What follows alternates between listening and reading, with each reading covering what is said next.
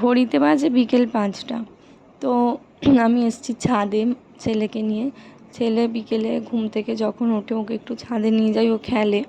তো আকাশের ওয়েদার দেখে বুঝতেই পারছো সকাল থেকে যে কতবার বৃষ্টি হয়েছে, কতবার রোদ উঠেছে তার ঠিক নেই। তো একদম কালো করে আছে আকাশটা, মনে হচ্ছে এক্ষুনি বৃষ্টি চলে আসবে। তো যতক্ষণ বৃষ্টি না আসছে ও খেলুক।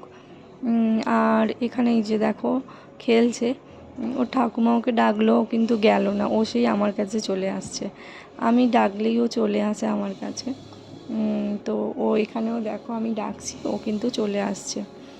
আর ছাদে আজকে এত হাওয়া দিচ্ছিল, দেখো গাছগুলো দেখেই তোমরা বুঝতে পারবে এত হাওয়া দিচ্ছিল, খুব সুন্দর ঠান্ডা হাওয়া দিচ্ছিল।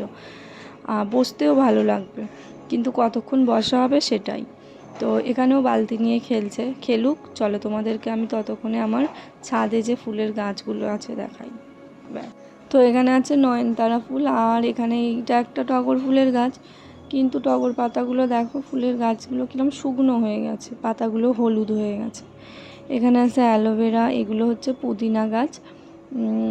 আর এখানে এই যে এটা হচ্ছে সেন্টেড জুঁই, এটার না খুব সুন্দর একটা স্মেল আছে। এখানে আছে অপরাজিতা, এটা রঙ্গন ফুলের গাছ। এটার আর একটা ছিল কিন্তু সেটা মারা গেছে। তো বলতে বলতেই না বৃষ্টি চলে এসেছিলো, তাই ছেলেকে নিয়ে তাড়াতাড়ি করে কিন্তু আমি নিচে নেমে এসেছি।